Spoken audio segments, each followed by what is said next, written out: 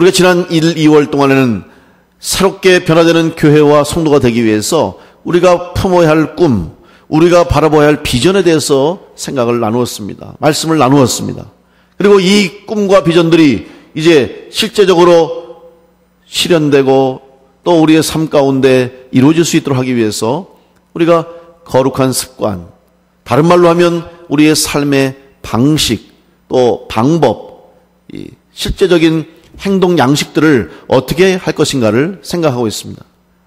오늘은 다니엘을 통해서 과연 우리가 거룩한 습관들, 또 이 세상 가운데 사는 성도로서 하나님의 백성으로서 그리스도인으로서 가져야 할 삶의 가치관, 더 나아가서 삶의 방식들을 어떻게 정할 것인가를 생각해 보려고 합니다.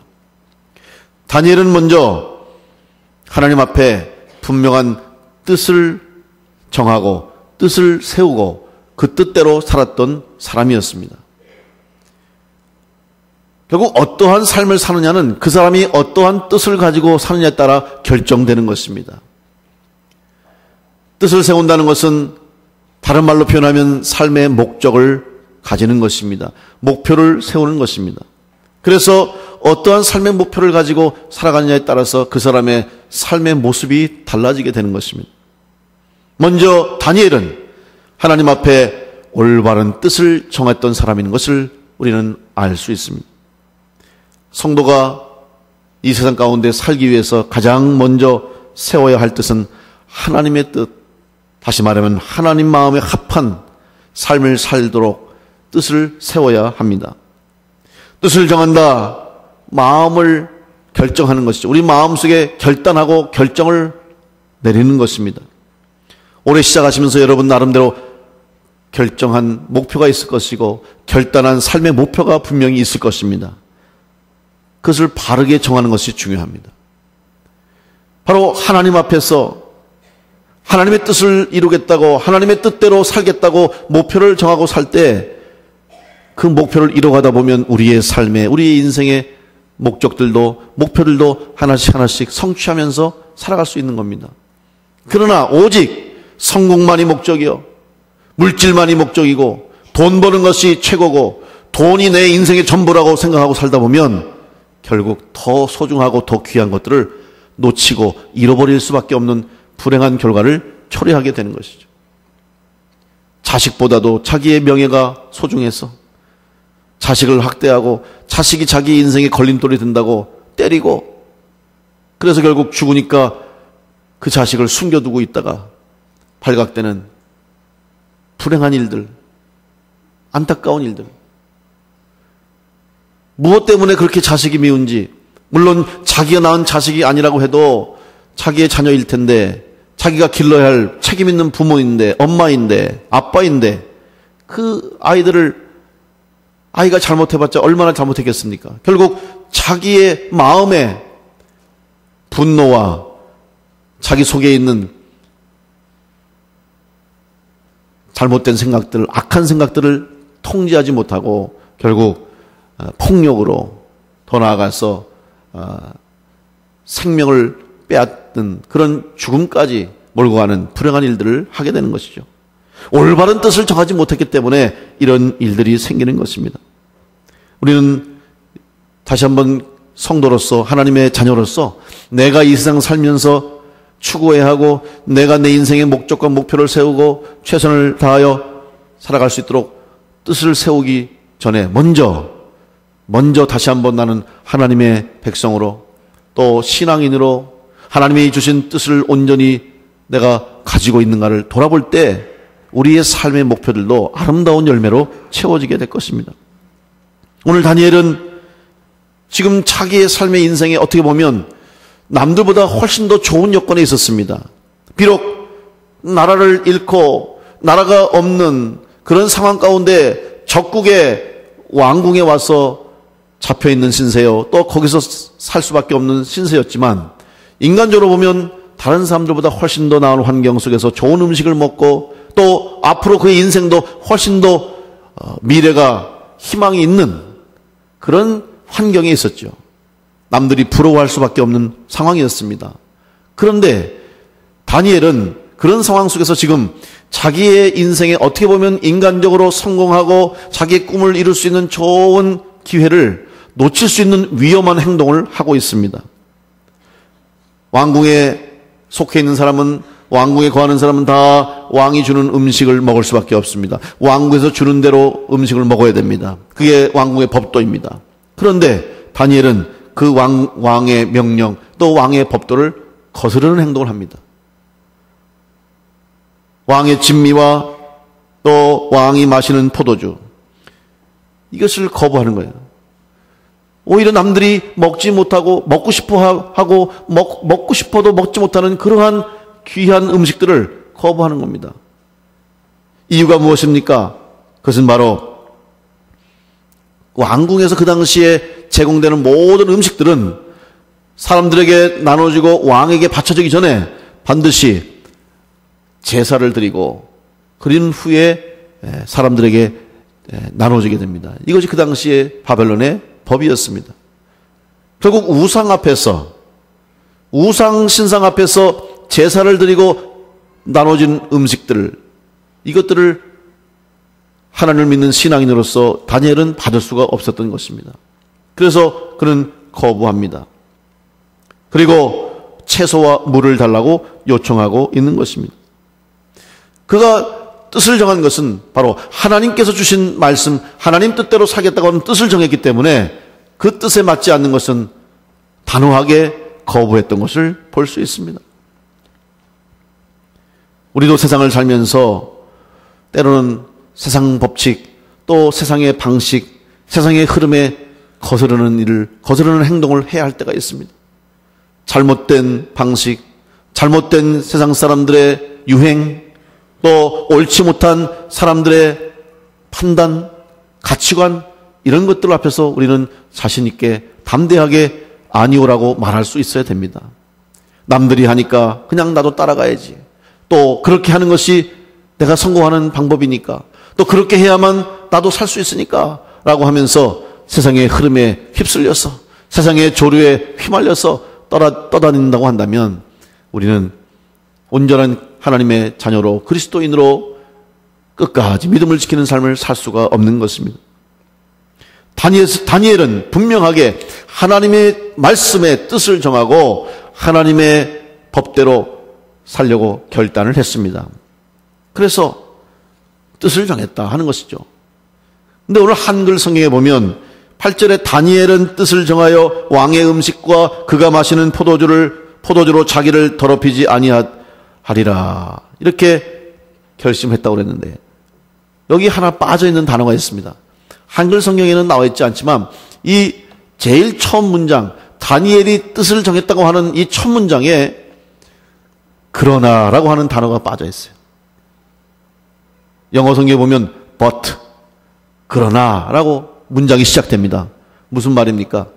모든 사람이 이 바벨론 왕의 법도를 따라서, 바벨론 왕궁의 질서를 따라서 왕이 하사하는 음식을 먹어야 되고, 그 음식을 먹고 그 음식을 또 따라서 거기에 살아가야 함에도 불구하고 그렇게 해야 되지만, 그러나 다니엘은 그것에 따르지 않았다, 이렇게 기록하고 있는 것이죠. 왜 그랬습니까? 그것은 하나님의 법이 아니었기 때문에, 하나님의 말씀이 아니었기 때문에, 하나님의 말씀에 대치되는 것이기 때문에 그는 그 말씀을 따를 수가 없었던 것입니다. 때로는 세상 사람들의 눈에 어리석게 보여도, 때로는 다른 사람들이 볼 때에 부족해 보여도, 이해되지 않아도 분명히 하나님의 뜻이라고 여겨지고 그것이 내가 세운 뜻이라고 확신한다면 우리는 그 길을 끝까지 걸어가야 될 줄로 믿습니다. 세상에서도 많은 사람들이 자기의 뜻을 세우고 자기의 뜻을, 세운 뜻을 따라서 열심히 살아가는 사람들이 많이 있습니다. 특별히 남들이 볼 때에는 그리로 가면 안 될 것 같은데, 그 방법은 아닌 것 같은데, 그 직업은 성공할 수 없을 것 같은데 라고 생각함에도 불구하고 자기의 사명, 자기가 해야 할 일, 자기 인생의 목적과 목표를 거기에 두고 최선을 다해 달려가는 사람들이 있습니다. 우리는 그런 사람들을, 많은 사람들은 바보 같다고 생각하고 어리석다고 생각하고 지혜 없다고 생각하지만 바로 그런 사람들이 자기의 뜻을 향해 올곧게 나가는 사람들, 우리는 그런 사람들에게 박수를 쳐줘야 됩니다.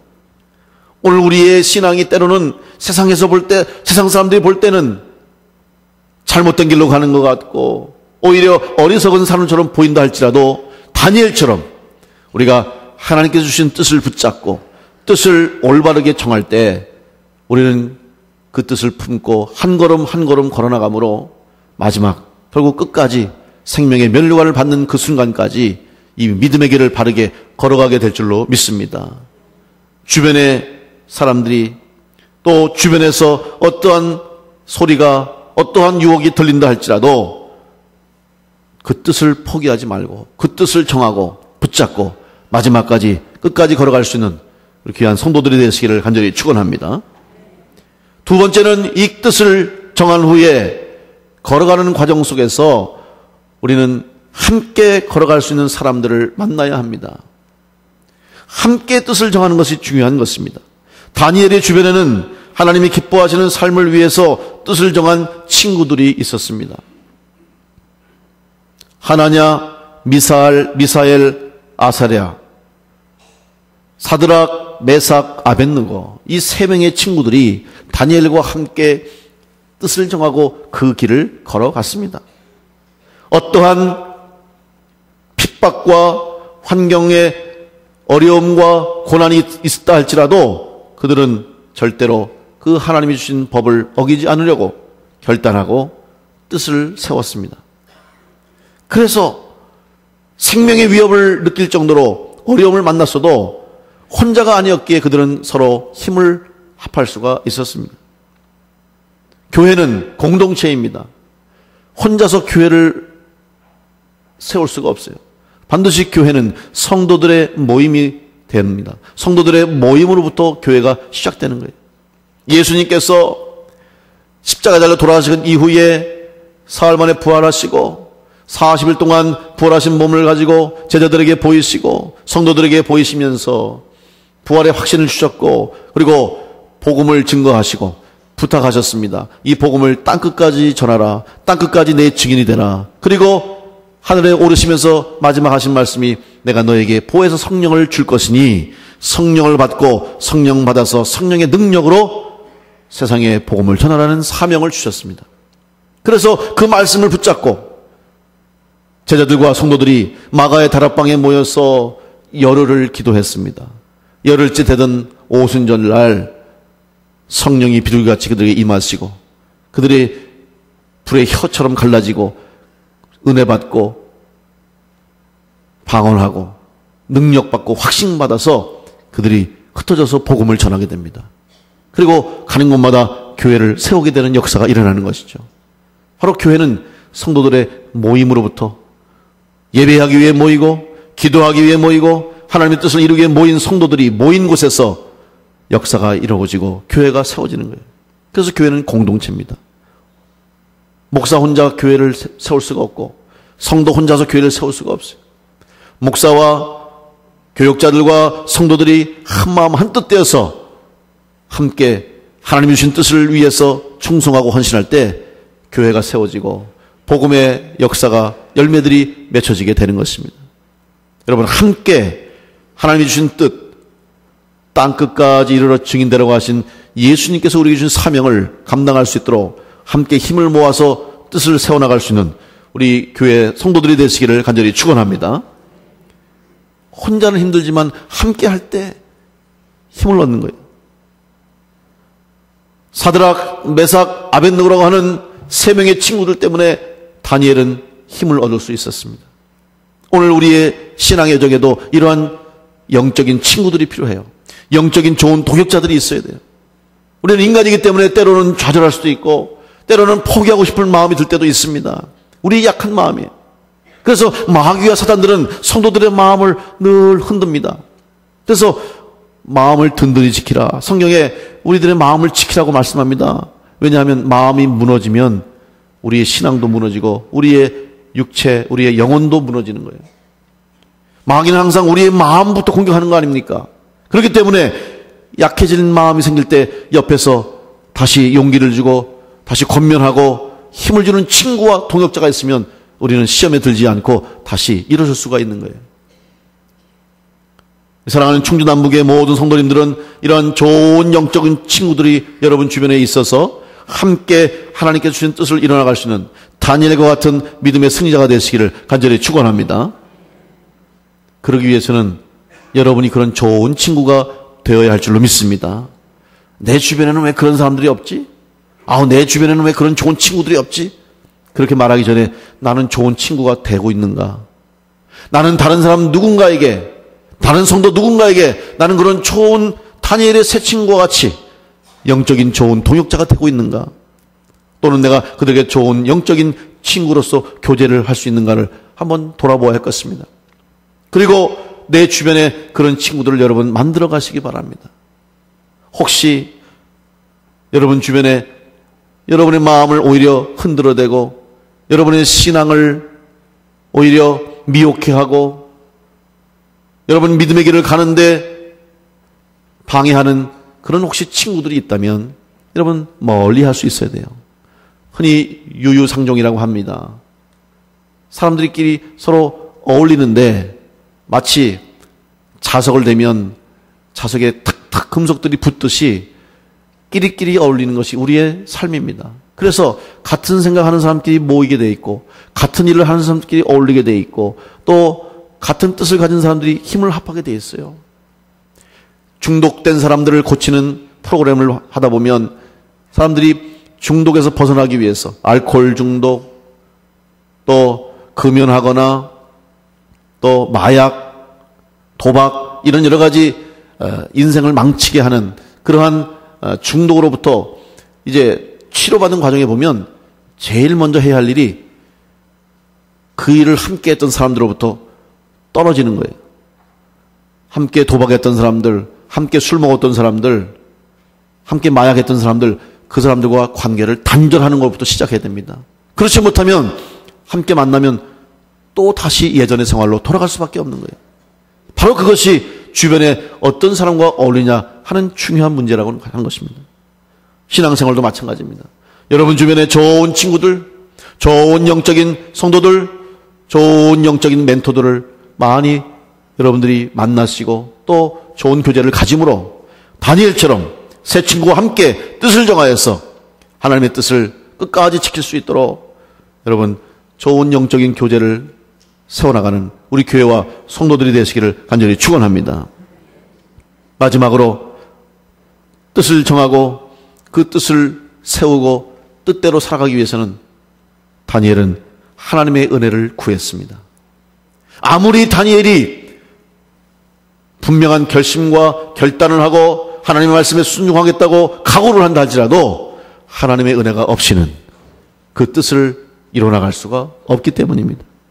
다니엘서 3장 17절로 18절에 다니엘이 왕이 세운 금신상 앞에 절하지 않는다는 것을 알고 주변에 시기하는 사람들, 다니엘의 지혜와 다니엘을 질투하면서 왕에게 말합니다.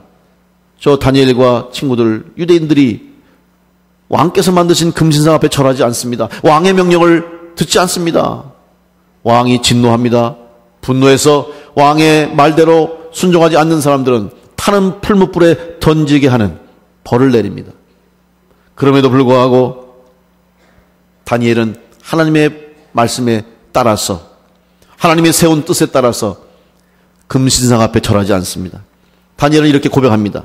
왕이여, 우리가 섬기는 하나님이 계시다면 우리를 맹렬히 타는 풀무불 가운데에서 능히 건져내시겠고 왕의 손에서도 건져내시리이다.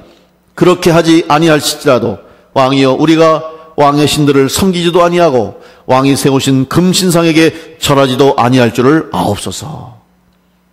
탐대하게 하나님 말씀대로 살 것을 고백하고 있습니다.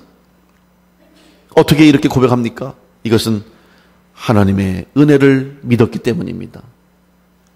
하나님의 은혜를 믿었기 때문에 하나님이 필요하시면 타는 풀무불 가운데서도 건져내실 것이라는 믿음이 있었습니다.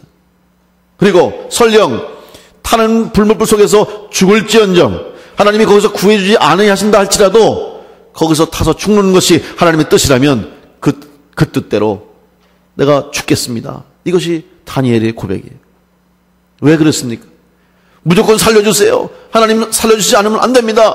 살려주셔야 됩니다. 이렇게 기도하지 않고 하나님의 뜻대로 되기를 구했다는 것입니다. 이것이 바로 하나님의 은혜를 얻는, 또 하나님의 은혜를 받은 하나님의 백성의 모습이죠. 사순절 기간 동안 우리가 그동안 계속 해마다 국내 성지순례를 다닙니다. 가는 곳마다 순교지, 순교의 역사, 피 흘림의 역사, 그리고 희생하신 많은 신앙의 선조들의 역사를 볼 때마다 느끼는 것은, 사는 것도 하나님의 뜻이고 죽는 것도 하나님의 뜻이구나. 다시 말하면 내가 순교하겠다 그래서 순교하는 게 아니에요. 내가 순교자가 되겠다 그래서 순교자가 되는 것이 아닙니다. 또 내가 무조건 살아나겠다고 생각해서 살아나는 게 아니에요. 하나님이 필요하시면 죽음의 한복판에서도 살려주시고, 또 하나님이 필요하시면 모든 사람이 사는 가운데서도 죽게 하시는 역사가 있는 거예요. 다시 말하면 살고 죽는 것도 하나님의 뜻에 달려있다. 필요하시면 하나님이 순교하시는 거예요. 어떻게 보면 왜 저렇게 죽게 내버려 두실까? 왜 이렇게 순교하게 두실까? 아닙니다.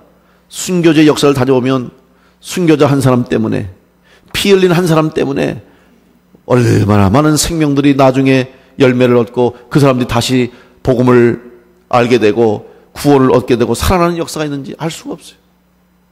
필요하셨기 때문에 한 사람의 희생을 하나님이 허락하신 것이고, 또 필요하시다면 한 사람은 하나님께서는 그 사람을 끝까지 죽음의 한복판에서도 살려내시는 겁니다. 하나님의 은혜만이 있다고 하는 것이에요. 오늘 바로 다니엘은 이 하나님의 은혜를 분명히 믿었기 때문에 죽든지 살든지 하나님의 뜻대로, 하나님의 방법대로, 하나님의 뜻에 따라서 행동하겠다고 결심했던 것입니다. 오늘 여러분, 다니엘에게 이런 은혜가 있었던 거죠. 다니엘이 혼자 한 게 아니에요. 하나님이 은혜 주신 거예요. 8절로 9절에 보면 다니엘이 뜻을 정해서 왕의 음식과 그가 마시는 포도주로 자기를 더럽히지 않겠다고 이야기합니다. 그리고 환관장에 이야기합니다. 그런데 그것도 다니엘이 그렇게 말하니까 환관장이 들은 것이 아니에요. 하나님이 그에게 은혜를 주셨어요. 뭐라고 그랬습니까? 하나님이 다니엘로 하여금 환관장에게 은혜와 긍휼을 얻게 하신지라. 무슨 말입니까?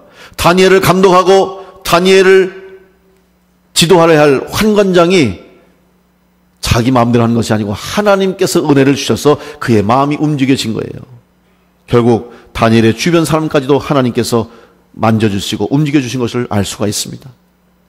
사랑하는 성도 여러분, 우리가 아무리 결심하고 결단하고 거룩한 습관을 가지고 하나님의 뜻대로 새롭게 살고자 애쓰고 노력해도 하나님이 은혜 주시지 않으면 그 일을 이룰 수가 없음을 믿으시고 오직 하나님의 은혜만을 구할 수 있는 믿음의 성도들이 되시기를 간절히 축원합니다. 다니엘도 자기가 한 게 아니에요.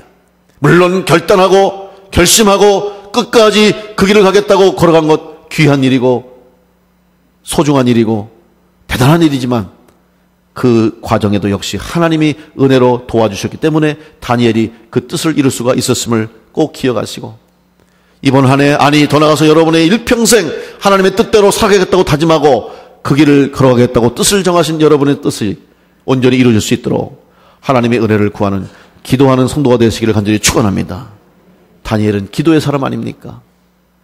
기도했던 다니엘이었기 때문에 하나님이 그에게 은혜를 주신 것을 기억하시고 늘 내 뜻과 또 내가 뜻을 세우고 내가 노력하고 애쓰고 수고한다 할지라도 하나님이 은혜 주시지 않으면 할 수 없음을 믿으시고 오직 은혜를 구하여 은혜로 그 길을 가고 은혜 가운데 마지막까지 생명의 면류관을 받는 그 자리까지 믿음으로 승리함으로 걸어갈 수 있도록 온전히 하나님 은혜 가운데 함께 할 수 있는 우리 모든 성도들이 되시기를 간절히 축원합니다.